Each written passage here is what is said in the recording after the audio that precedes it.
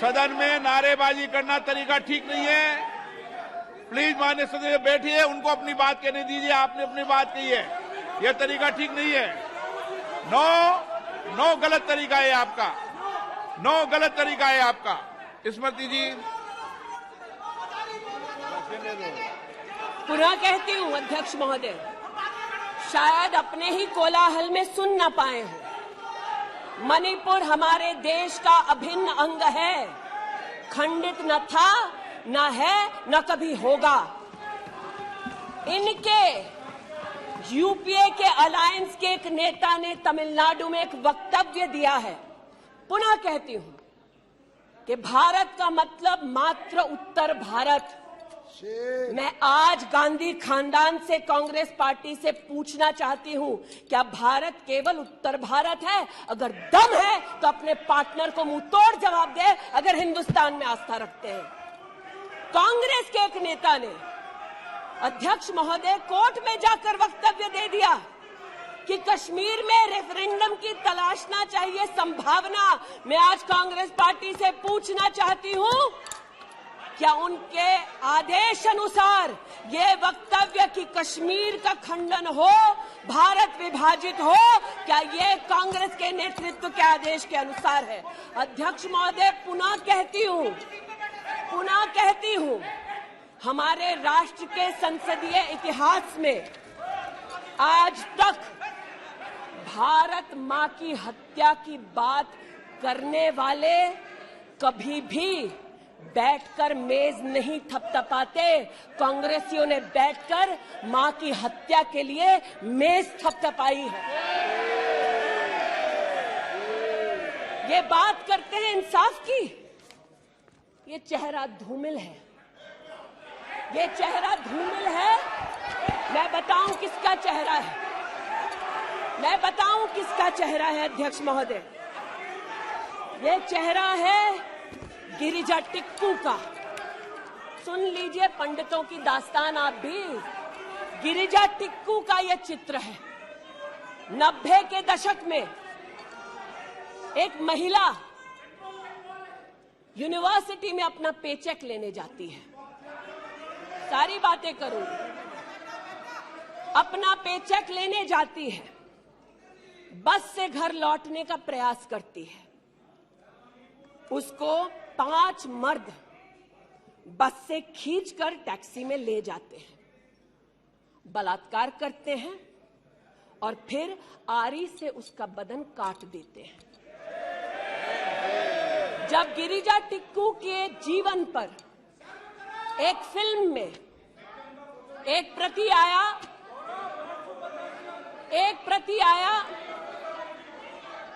मैं आज कहना चाहती हूं कि कांग्रेस के कुछ प्रवक्ताओं ने उसको प्रोपेगेंडा कहा। सरला भट्ट, आप नहीं चाहते कश्मीरी पंडितों की दास्तान कहीं सुनाई जाए, आप नहीं चाहते वो आइडेंटिफाई हो एज विक्टिम्स। सरला भट्ट मेडिकल स्टाफ थी। 90 के दशक में उसको उसके इंस्टीट्यूट से अगवा करके गैंग रेप किया गया और सड़क के किनारे रखा गया। आज मैं पूछना चाहती हूं कि एक तरफ इनकी अलायंस के लोग हिंदुस्तान को विभाजित करने की बात करते हैं, ये आज अपने आप को इंसाफ के पुजारी बताते हैं, लेकिन मुझे बताइए गिरिजा टिक्कू, सरला भट्ट को कब इंसाफ मिलेगा? हर गली, हर मोहल्ले में एक स्लोगन गूंजता था पंडितों के बीच, रलियू सलियू गलीव। पुनः कहती हूं, रलियू सलियू गलीव। आप चिल्लाना बंद करें, समझे पहले। रलियू सलियू गलीव। या तो अपना धर्म बदलो, या कश्मीर छोड़ो, या यहीं मरो। उनकी आवाज भारत की आवाज नहीं है। उनकी आवाज को आपने कभी नहीं सुना। मैं आज कहती हूं, इन्होंने कहा अश्रु बहाए, भ्रमण किया 84 के दौरान में। मुझ जैसे कई लोग देश की राजधानी में थे और किसी का वक्तव्य ना सुने अध्यक्ष जी। एक पत्रकार है प्रणय गुप्ता, उन्होंने लिखा कि सिख बच्चों को कैस्ट्रेट करके उनके अंगों को उनकी मां के मुंह में ठूसा गया। आज बोलती हूं, त्रिलोकपुरी में 30 औरतों को इकट्ठा करके चीला गांव में ले जाकर उनका बलात्कार किया। सुल्तानपुरी में एक महिला ने एफिडेविट दी है, मेरे हस्बैंड को मार दिया, बेटी को शादी से एक रात पहले उठाकर ले गए और उसका बलात्कार किया। एक 45 साल की मां ने कहा सिख दंगों के दौरान कि ना सिर्फ मेरे पति को मारा, ना सिर्फ मुझे गैंगरेप किया, बल्कि मेरे सामने मेरे बेटे पर केरोसिन छिड़ककर उसको आग लगा दी गई। और आज ये भारत की बात करते हैं। कहते हैं कि कश्मीर से कन्याकुमारी तक 130 दिन चल रहे थे। मैं जोड़ों के दर्द पर भाषण नहीं दूंगी अध्यक्ष महोदय, लेकिन इतना जरूर कहूंगी कि जिन वादियों को हिंदुस्तान ने खून से सना देखा है, जिन वादियों में गोलियों की आवाजें हर दिन सुनाई देती थी, जब ये उन वादियों में गए तो जैसे कश्मीरी कहते हैं शीन जंग कर रहे थे, बर्फ के गोलों के साथ अपने के किसी परिजन के साथ खेल रहे थे। अध्यक्ष महोदय, ये तब संभव हुआ जब प्रधानमंत्री मोदी ने धारा 370 हटाई। आज इस सदन में उल्लेख हुआ है कि ये गए हैं, I have been to Manipur, you might have not been. आज इस सदन में उल्लेख हुआ है कि ये यात्रा में गए और यात्रा में क्या आश्वासन दिया कि अगर इनका बस चले तो धारा 370 ये पुनः स्थापित कर दे। धारा 370 की वजह से कश्मीर की बेटियों को दहेज के लिए अगर प्रताड़ित किया जाता था तो वहां की बेटियों के पास कानून का सहारा नहीं था, क्योंकि इन्होंने धारा 370 लगाई। कश्मीर में अगर बेटियां प्रदेश के बाहर ब्याही जाती थी तो उनके पैतृक संपत्ति पर उनका अधिकार समाप्त हो जाता था, क्योंकि इन्होंने धारा 370 लगाई। कश्मीर में अगर 14 साल से कम उम्र की बच्ची का 18 साल से कम उम्र की बच्ची का ब्याह रचा दिया जाता था तो उसे कानून का संरक्षण नहीं मिलता था, क्योंकि इन्होंने धारा 370 लगाई। आज जो भग गए हैं सदन से, उनसे कहना चाहती हूं कि इस देश में न धारा 370 लौटेगी। इस देश में कभी भी पंडितों को रलिव सलिव गलिव का धमकी कोई देने वाले बचेगा नहीं। आज कई यहां पर बहनें उपस्थित हैं जो वहां से अपनी आक्रोश को और राहुल जी के प्रति समर्थन को व्यक्त कर रही हैं। 84 के दंगों का विवरण सुनकर, गिरिजा टिक्कू का विवरण सुनकर, और मैंने स्वयं अध्यक्ष जी मणिपुर के मुख्यमंत्री से बात कर त्वरित रूप से वहां पर लोग पकड़े जाएं, ना सिर्फ इसका वहां पर निवेदन किया बल्कि वो लोग पकड़े गए। सीबीआई की इंक्वायरी जारी है। लेकिन जो आज यहां बैठे हैं, मैंने उनसे पूछना चाहती हूं, जो चले गए, उन्होंने कहा वो राजस्थान गए, और राजस्थान में क्या हुआ महोदय? गिरिजा टिक्कू को तो 90 के दशक में आरी से काट दिया गया था।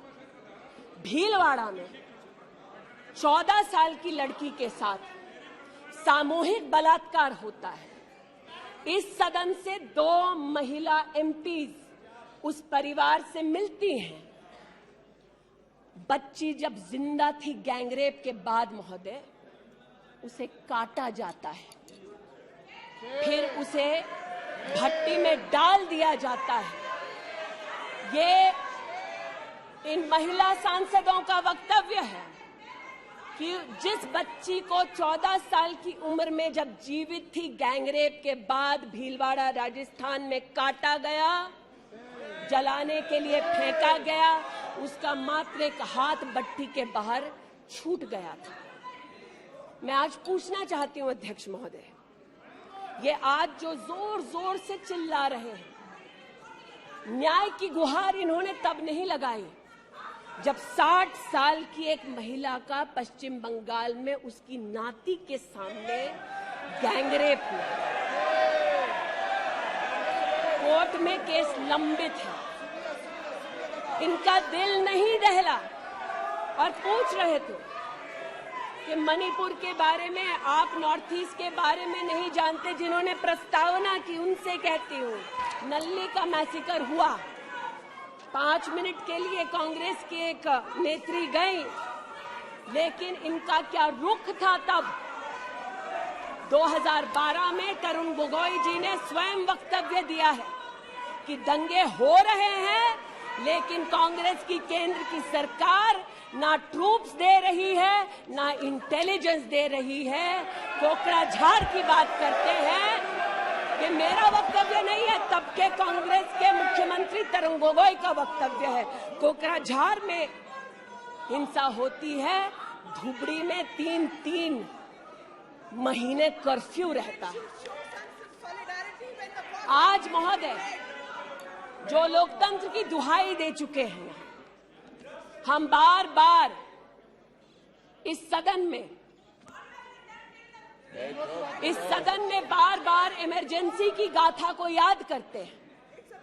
इस सदन में हम लोग बार बार उन नेताओं को, उन सामाजिक संस्थाओं को, उन मीडिया के बंधुओं को, उनकी प्रिंटिंग प्रेस कैसे जबरन बंद कर गई, उसको, इस पर विस्तृत चर्चा होती है।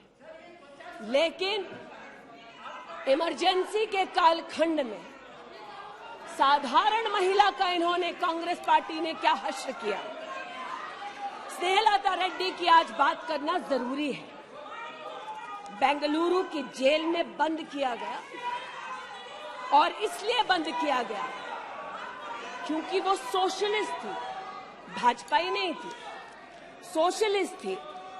और जब बंद किया 2 मई 1976 को, तब उन्होंने अपनी प्रिजनर्स डायरी में लिखा, और मैं कोट कर रही हूं जो पब्लिकली अवेलेबल है।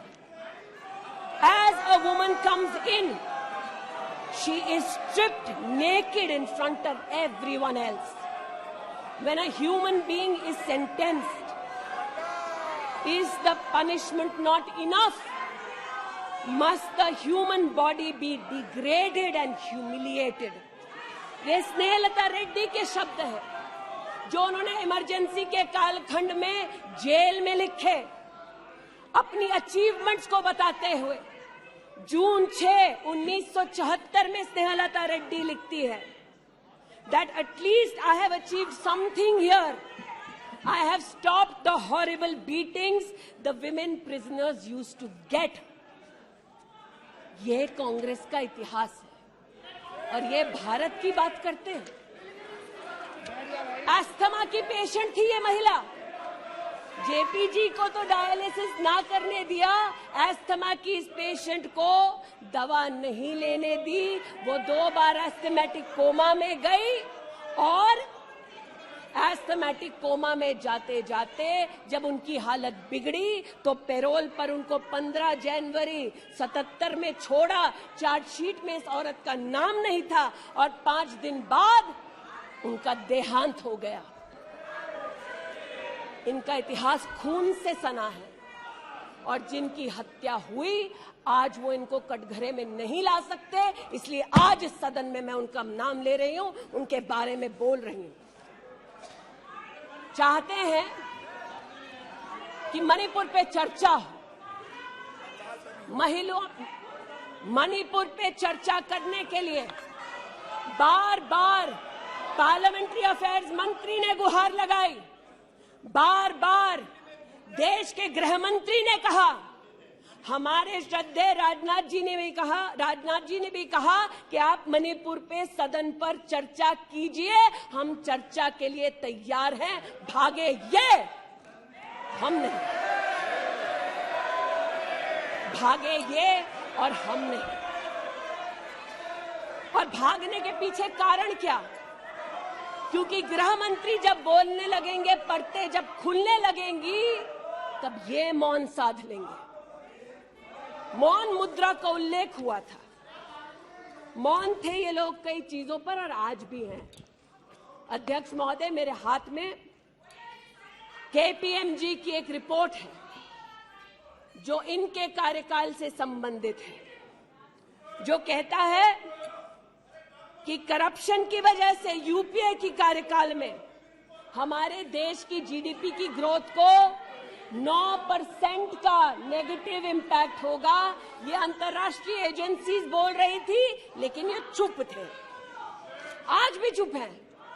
जो लोग जीरो लॉस थियरी सिखाते थे, आज उसी कांग्रेस के एक नेता को कोयला घोटाले के लिए सजा हुई है और वो चुप है।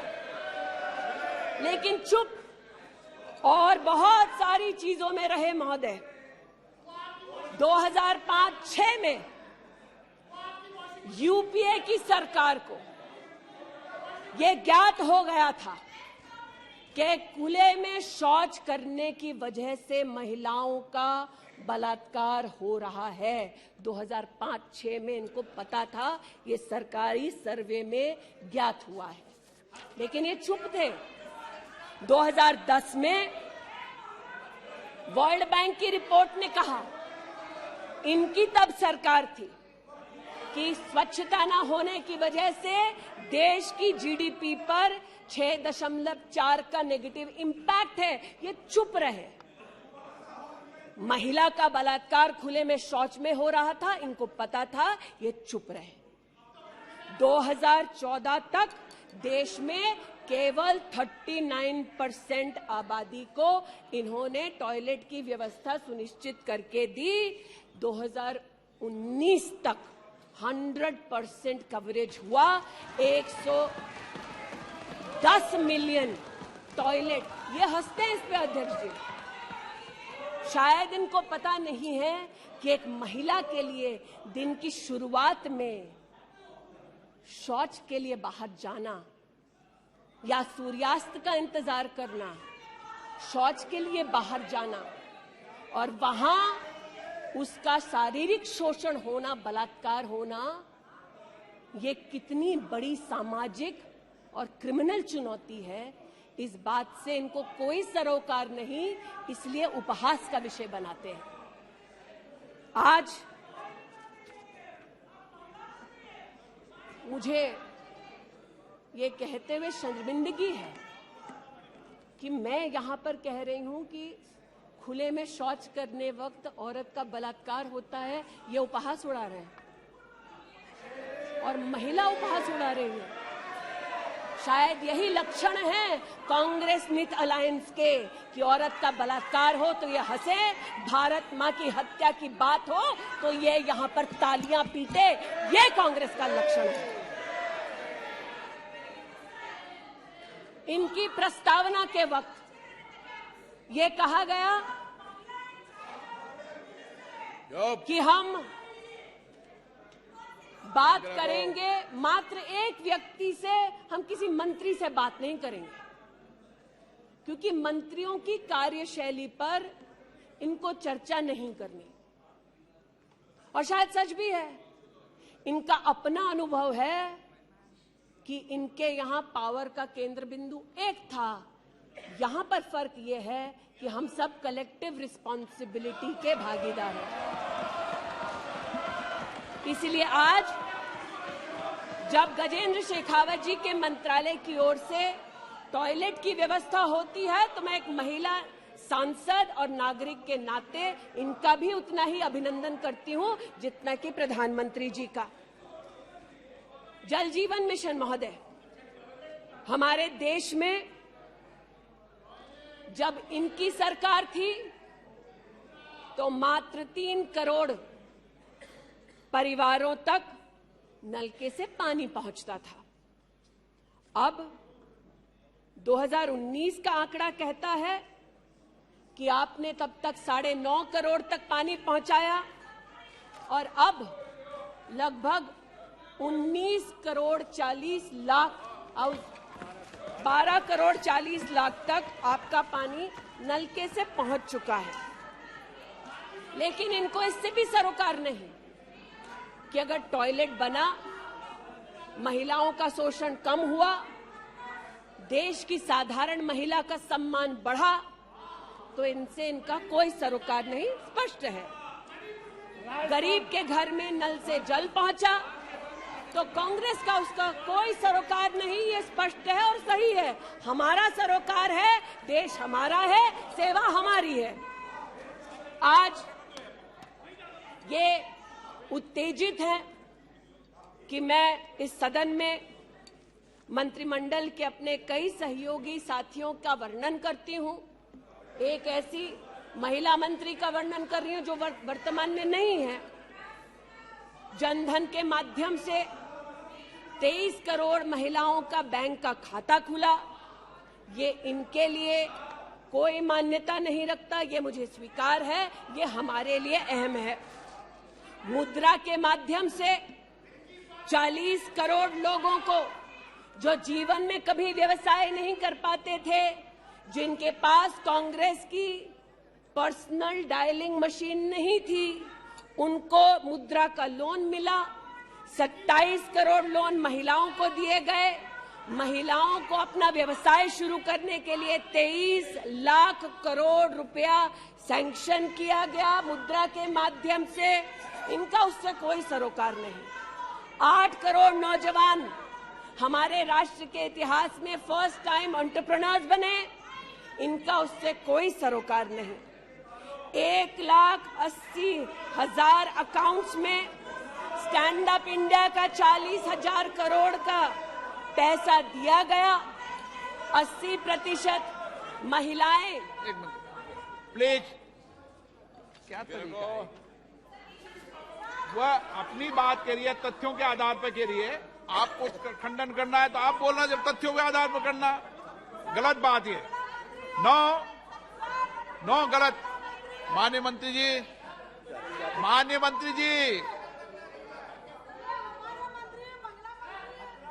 आपकी अनुमति से सर मैं पुनः बोलूं तो जैसा कि मैंने कहा, महिला का अगर आर्थिक सामाजिक उत्थान होता है तो इससे इनको कोई सरोकार नहीं। सेल्फ हेल्प ग्रुप की बात करते हैं। जब इनकी सरकार थी तब मात्र 19 लाख सेल्फ हेल्प ग्रुप्स को इन्होंने 80,000 करोड़ का लोन दिया। हमने 9 करोड़ महिलाओं को 5 लाख करोड़ की आर्थिक व्यवस्था करके दी देश के सेल्फ हेल्प ग्रुप में। यह हमारा अभिमान है। जो आज महिला के बारे में चर्चा कर रहे हैं, टोका-टोकी बंद करो सर। जब इन्होंने महिला संबंधित बजट की व्यवस्था की तब इनके कार्यकाल से 130% ज्यादा बजट हमारे प्रधानमंत्री जी ने देश की महिलाओं को समर्पित किया। ये हमारा अभिमान है। आयुष्मान भारत के अंतर्गत 10 करोड़ परिवारों में महिलाओं को आयुष्मान भारत का कार्ड मिला। आज तक 2 करोड़ 60 लाख महिलाओं ने हॉस्पिटल वेलनेस सेंटर में सुविधाएं ली। ब्रेस्ट कैंसर में 12 करोड़, सर्विकल कैंसर में 8 करोड़ महिलाओं ने स्क्रीनिंग कराई। इनका उससे कोई सरोकार नहीं, बल्कि इनका उनसे सरोकार है दिल्ली में, जिन्होंने आयुष्मान भारत योजना दिल्ली में लागू ही नहीं की। इनका उनसे सरोकार है। देश में मोदी सरकार में 3 करोड़ 84 लाख घर बने, जिनमें से 2 करोड़ 86 लाख महिलाओं को मिले। इनका उनसे कोई सरोकार नहीं, क्योंकि गरीब महिला लखपति दीदी बन गई, वो हमारा अभिमान है, इनका नहीं। हमारे देश में 8 करोड़ 50 लाख बेटियों ने समग्र शिक्षा के माध्यम से स्कूल में सेवा ली, मुफ्त टेक्स्ट बुक की सेवा ली। बेटियां का ये उपलब्धि हमारा अभिमान है, इनका नहीं। 5 लाख से ज्यादा बेटियों के लिए स्कूलों में अलग से टॉयलेट की व्यवस्था हुई, ये इनका अभिमान नहीं, हमारा अभिमान है। हमें अपनी बेटियों पे गर्व है। 5 लाख दिव्यांग बेटियों को मंथली स्टाइपेंड मिलता है। ये सेवा हम देश की बेटियों को दे सकते हैं। ये हमारे लिए बहुत बड़ा प्रभु का उपकार है। 1,28,000 बेटियों को मेरिटोरियस स्कॉलरशिप दी जाती है, 12,000 रुपए की हर साल। ये सेवा का मौका परिवारों ने हमको दिया। 2 लाख से ज्यादा बेटियों को सेल्फ डिफेंस की ट्रेनिंग दी जा रही है। आज एलिमेंट्री एजुकेशन में बेटियों की एनरोलमेंट 100% है इस देश में। ये हमारे देश के लिए गौरव की बात है। आज पहली बार फीमेल एनरोलमेंट उच्च शिक्षा में महोदय 2 करोड़ से ज्यादा हुआ है महिलाओं का। ये देश के लिए गौरव की बात है। आज दलित बेटियों का एनरोलमेंट बढ़ा है 38%। दलित बेटियों का उल्लेख करती हूँ, ये चिल्लाते हैं इनको दलित बेटियों से सरोकार नहीं, हमको है। ये हमारे लिए गर्व की बात है। आदिवासी बच्चे, लड़कियां 63% उनका एनरोलमेंट बढ़ा महोदय। आदिवासी बच्चों के साथ इनका कोई सरोकार नहीं। आदिवासी बेटियों ने हमारे प्रधानमंत्री को सेवा का मौका दिया। ये हमारे लिए प्रभु की असीम कृपा है।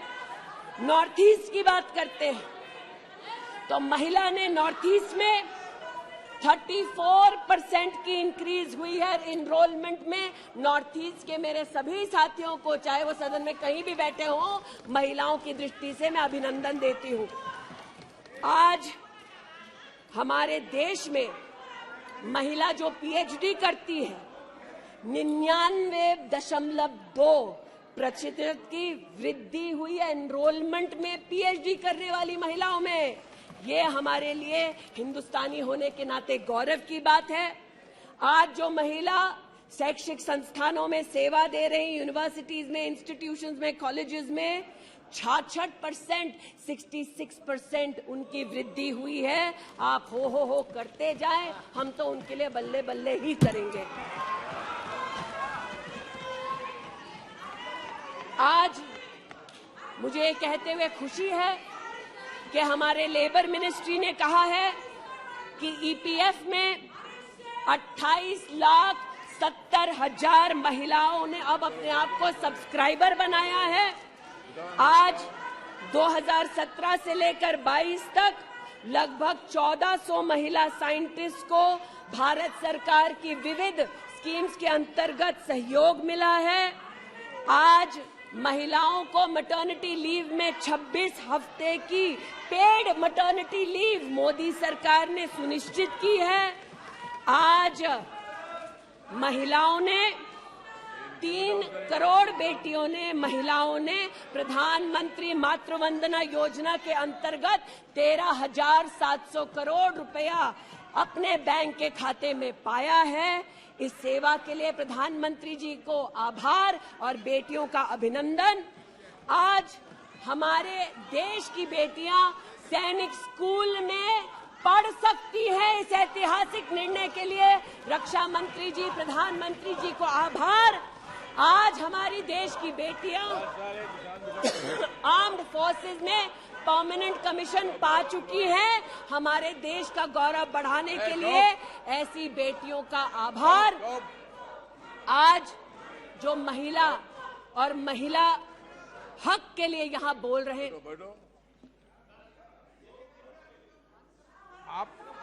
आप विषय पे बोल रही हैं और अविश्वास प्रस्ताव पे सब विषय पे बोल सकते हैं। ये तरीका अच्छा है क्या? बोलिए माननीय। वो भी शायद मजबूर हैं, उनको भी रिमोट से डायरेक्शन आया है। इतना ही कहना चाहती हूँ कि आज एक तरफ हमारी बेटियों ने सैनिक स्कूल में, आर्म्ड फोर्सेस में अपने प्रतिभा के आधार पर देश का गौरव बढ़ाया है। दूसरी ओर बिना किसी पुरुष सहयोगी के हिंदुस्तान के इतिहास में पहली बार 4,313 मुस्लिम बहनें अकेली हज के लिए गईं और सुरक्षित हिंदुस्तान लौटी। जो महिला हक की बात करते हैं महोदय, उनसे कहना चाहती हूं, महिला हक को संरक्षित करने के लिए जब हमारी सरकार ट्रिपल तलाक के कलंक को मिटाना चाहती थी, तब महिला के हक में नहीं बल्कि वोट बैंक के लालच में इन्होंने सदन की कार्रवाई को त्याग दिया था। आज जब ये महिला सुरक्षा की बात करते हैं महोदय, तो ये कहना उचित होगा कि एक तरफ निर्भया फंड की रचना की घोषणा करते हैं 13 में, एक काम निर्भया फंड में नहीं करते, लेकिन जो निर्भया के बलात्कारी हैं उनको कांग्रेस नीत अलायंस के लोग बलात्कारी के हाथ में 10,000 रुपए और एक सिलाई की मशीन देते हैं। आज हमें इस बात का गौरव है कि देश में 42 प्रोजेक्ट्स 5,000 करोड़ की लगभग लागत से भारत सरकार के सौजन्य से बन रहे हैं। जो महिला सुरक्षा के लिए ये न कर पाए वो आज प्रधानमंत्री मोदी कर रहे हैं। आज integrated emergency response management system के अंतर्गत देश के 983 रेलवे स्टेशन पर महिला पैसेंजर्स के लिए 24 घंटे सुरक्षा का प्रावधान किया गया। आज कोंकण में वीडियो सर्वेलेंस सिस्टम की विशेष व्यवस्था महिला संरक्षण और महिला सुरक्षा के लिए की गई।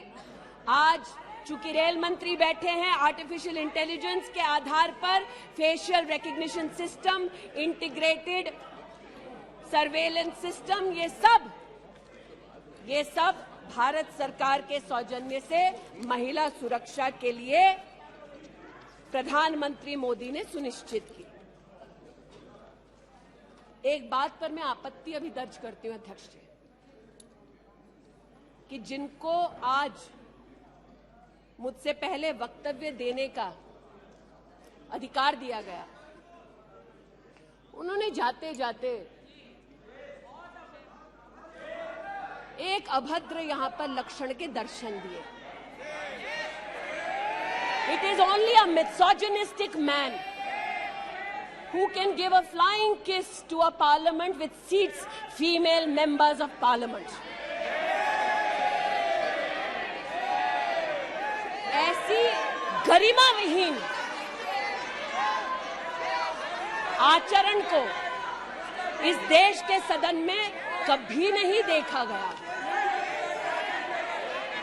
ये उस खानदान के लक्षण हैं, ये आज सदन में देश को पता चले।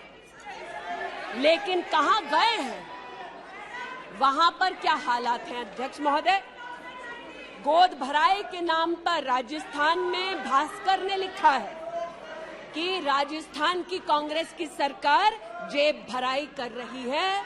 13 से 20 महीने का घरबाशय दिखाया जा रहा है राजस्थान में और भारत की तिजोरी से पैसा लूटा जा रहा है।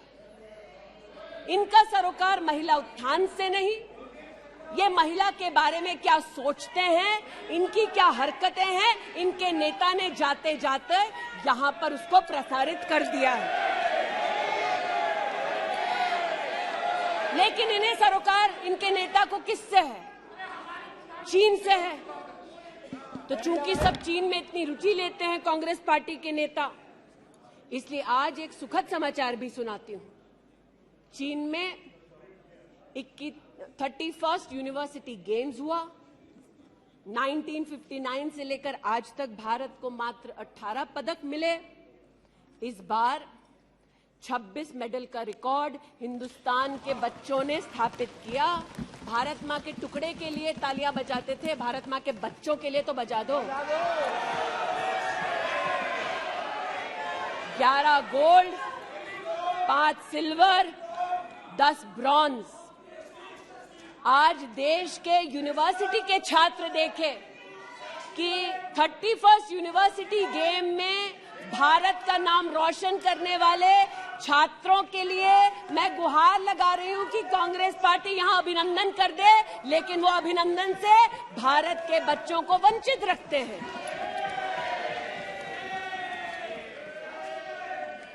बात अभिनंदन की निकली तो एक वो भी थे जिन्होंने आसमान चीरा और दुश्मन को मुंहतोड़ जवाब दिया। आज जो व्यक्ति यहां पर भारत की आवाज का उल्लेख कर रहे थे, उन्होंने भारत की आवाज में आवाज मिलाकर तब नहीं बोला जब आतंकी हमला करते हैं। उन्होंने भारत के आवाज से अपनी आवाज को भिन्न करते हुए इस सदन में भारत के रक्षा बलों से प्रमाण मांगा इस सदन में।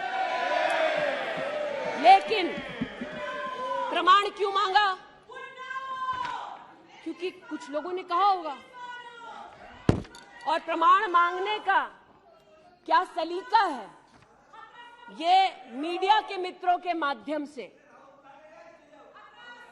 आया है ध्यान में देश के। न्यूज क्लिक की आज बात करना थोड़ा मैं जरूरी समझती हूं। न्यूज क्लिक, नेवल सिंघम कुछ पत्रकारों को हिंदुस्तान में लिखते हैं कि किस प्रकार से हिंदुस्तान के खिलाफ न्यूज सर्कुलेट होनी चाहिए, कैसे चाइना के समर्थन में अलग अलग आर्टिकल लिखने चाहिए और इसे एक बार छपवा दो तो ट्राई कॉन्टिनेंटल पब्लिकेशन इसको इकट्ठा करके फिर काम आगे बढ़ाएगा। मेरे एक पार्लियामेंट्री सहयोगी निशिकांत जी ने इस पर जब विषय उठाया तो मैं स्तब्ध हूं कि कांग्रेस पार्टी ने डिमांड नहीं की कि अगर कोई बाहरी ताकत का पैसा लेकर हिंदुस्तान में व्यवस्थाओं को भंग करना चाहता है, हिंदुस्तान को कलंकित करना चाहता है तो उस पर कार्रवाई करो। ऐसा कांग्रेस का पक्ष नहीं था। कांग्रेस ने पक्ष ये लिया कि जो निशिकांत दुबे के मुंह से शब्द निकले हैं उनको एक्सपंज कर दीजिए। लेकिन ये जो ट्राई कॉन्टिनेंटल पब्लिकेशन है महोदय, जिसके बारे में ना आप ईडी को माने, न्यूयॉर्क टाइम्स को माने, वो ट्राई कॉन्टिनेंटल पब्लिकेशन के जो मुख्य रिसर्चर हैं उनके वक्तव्य को कांग्रेस पार्टी अपने ऑफिशियल फेसबुक पर क्यों डालती है, ये मैं पूछना चाहती हूं।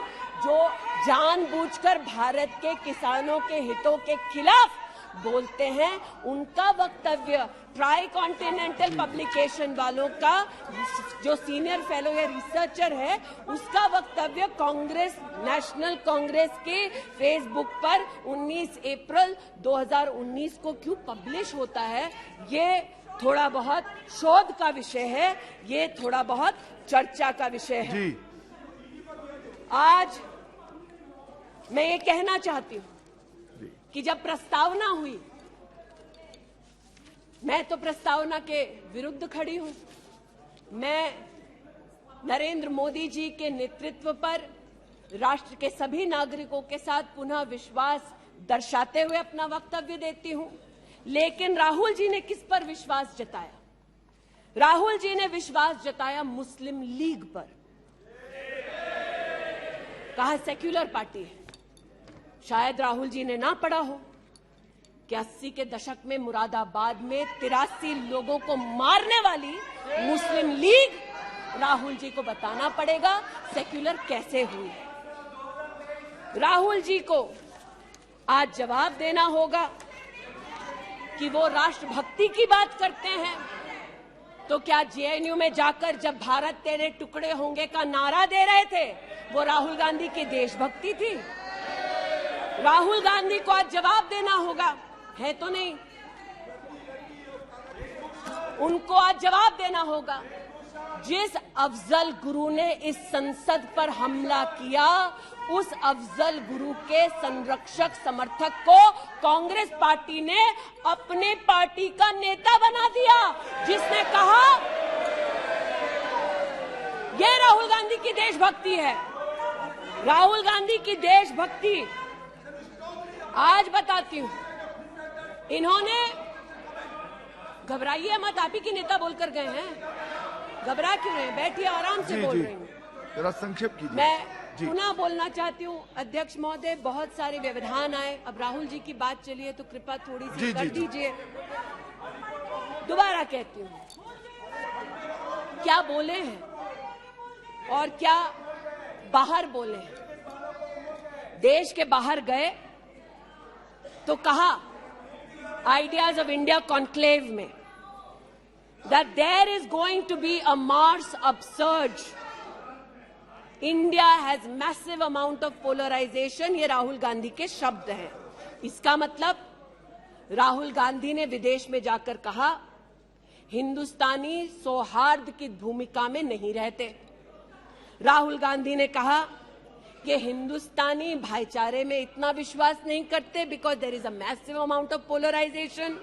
और राहुल गांधी ने कहा there is going to be a mass upsurge. Now the question is, how can the opposition effectively use the upsurge to change politics? मतलब उन्होंने कहा कि देश में उथल पुथल होगी। मैं स्पष्ट करना चाहता हूं, विपक्ष इस उथल पुथल को कैसे इस्तेमाल कर सकता है, ये मैं सोच रहा हूं। फिर उनका शब्द है देश में केरोसिन फैला है, हमें एक चिंगारी की जरूरत है। आज पूछना चाहती हूं, माचिस ढूंढते ढूंढते राहुल गांधी कहां गए? अमेरिका गए? तंजीम अंसारी के साथ, जो पाकिस्तानी इमाम जावेद अहमद के साथ ताल्लुक रखते हैं, अमेरिका में अपने कार्यक्रमों को उनके साथ करवाया। राहुल गांधी मिन्हाज खान, जो हिंदुस्तान के खिलाफ आवाज बुलंद करते हैं, उनके साथ उन्होंने मीटिंग की। आज जो लोग इस देश में एस्पियोनाज के लिए पकड़े जाते हैं, उनका राहुल गांधी ने जाकर विदेश में समर्थन किया। वे तब से अडानी अडानी कर रहे हैं, तो अब थोड़ा मैं भी बोल दूं। फोटो मेरे पास भी है। इतना ही खराब है तो जीजा जी उसके साथ क्या कर रहे हैं? तो निशिकांत जी सही कहा, किसी को सेट करो, किसी को भेंट करो। पूछना चाहती हूं, 1993 में मुंद्रा पोर्ट में कांग्रेस की सरकार ने अडानी को जगह दी। तब प्रधानमंत्री कौन थे? कांग्रेस के थे। वित्त मंत्री कौन थे? मनमोहन सिंह थे। अडानी बोल रही हूं। यूपीए के कार्यकाल में अडानी को इन्होंने 72,000 करोड़ का लोन दे दिया। क्यों दिया? राजस्थान में 60,000 करोड़ से ज्यादा का समझौता कर लिया गहलोत जी के साथ। 20,000 एकड़ जमीन ले ली। क्यों किया? केरल में कांग्रेस की यूडीएफ सरकार के साथ पोर्ट का काम क्यों दिया? महाराष्ट्र में जब कांग्रेस के पास सत्ता थी तो फिर कांग्रेस ने अडानी को पोर्ट का काम क्यों दिया? बंगाल में हल्दिया पोर्ट का काम अडानी को क्यों दिया? छत्तीसगढ़ में कांग्रेस पार्टी ने अडानी को काम आदिवासियों ने मना किया, फिर भी क्यों दिया? अब इसमें बेटा कितना सेट होगा, दामाद को कितना भेंट होगा, हम क्या जाने। लेकिन आज अरे दामाद का मामला है, बैठ जा भाई। दामाद आपका नहीं है, जिनका है वो नहीं चिल्ला रहे, आप क्यों चिल्ला रहे? बैठ जाइए भाई। जिसका है दामाद वो नहीं चिल्ला रहे, आप क्यों चिल्ला रहे? बैठिए। अरे बैठ जाइए, बैठ जाइए, बैठ जाइए, बैठ जाइए, बैठ जाइए। कोयले घोटाले में पकड़े गए, 2G में भी पकड़े जाएंगे। बैठ जाइए प्लीज। आप बताइए, इस पूरी बला की जड़ महोदय, पूरी बला की जड़ परिवारवाद में है और परिवारवाद की राजनीति की जड़ कांग्रेस पार्टी में है। इनके अलायंस के लोग चारा खाते हैं या उनके घर मटन खाने चले जाते हैं। इनके अलायंस के लोग रेल की नौकरी के लिए गरीब की जमीन खाते हैं, जाके वो उन्हीं लोगों को गले लगाते हैं।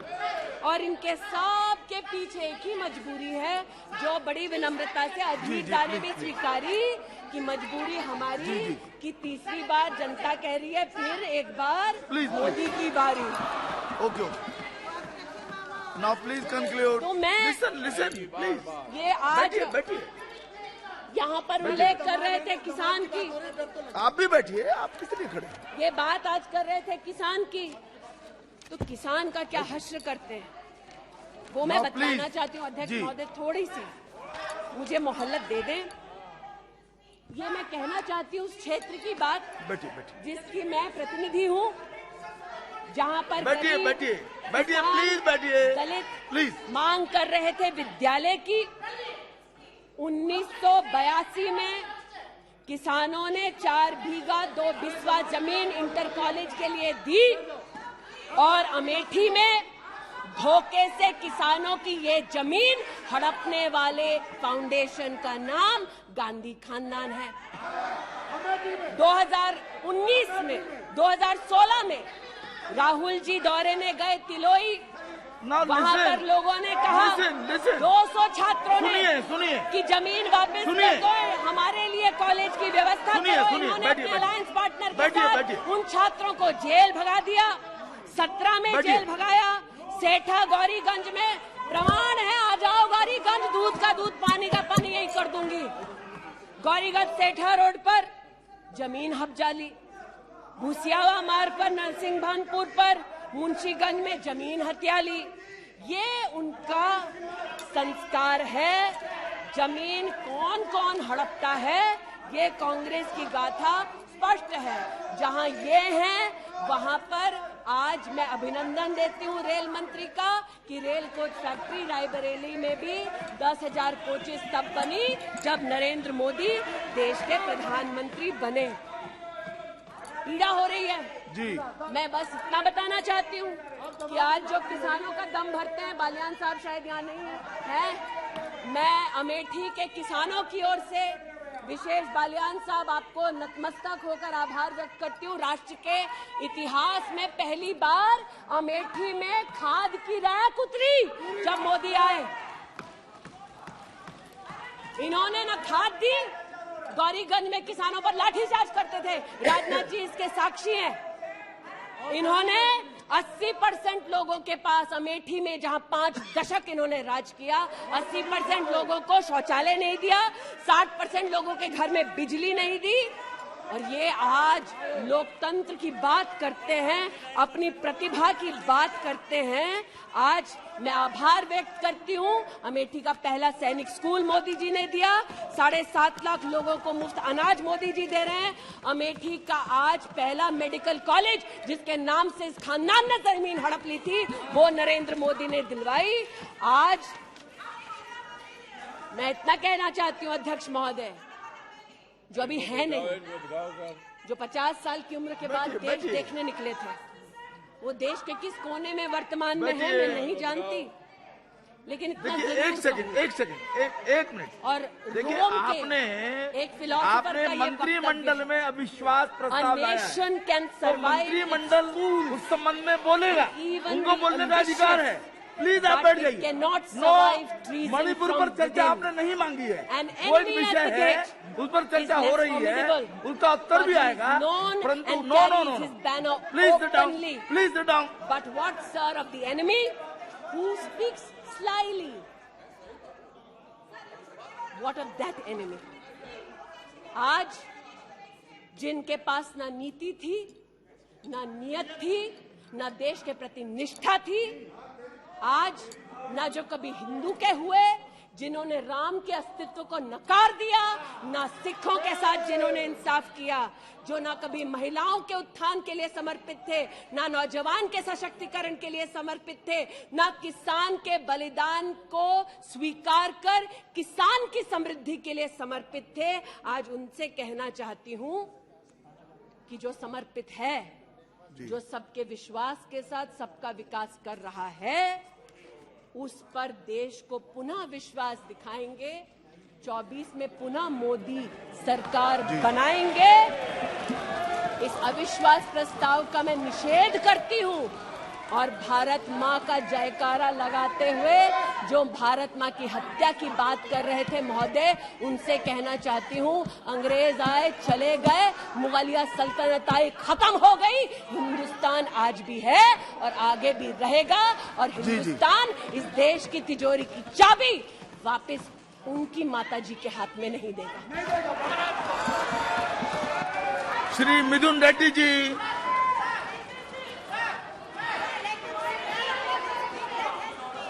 Sir, please now sit down. No, nothing. No. Mithun Reddy ji, please. sir, we have a tradition of respecting. Sir, the house is not in order. Please. No. Please, listen. No, nothing. बैठिए तो, बैठिए. आप please, no, please cooperate. जी. बैठिए. No. Nothing, कुछ नहीं, कोई आवश्यकता नहीं. आप प्लीज बैठ जाइए. आप you are very senior member. Please बैठिए. नो, प्लीज बैठिए. जी. Sir, too much of noise, sir. House is not in order, sir. बैठिए. बैठ तो जाइए. अच्छा, एक सेकंड. क्या कहना चाहते हैं? क्या कहना चाहते हैं? Sir, I have to. Sir, she is threatening that I am going to be arrested. No. No, she said. मैं देख लूंगा मैं. See.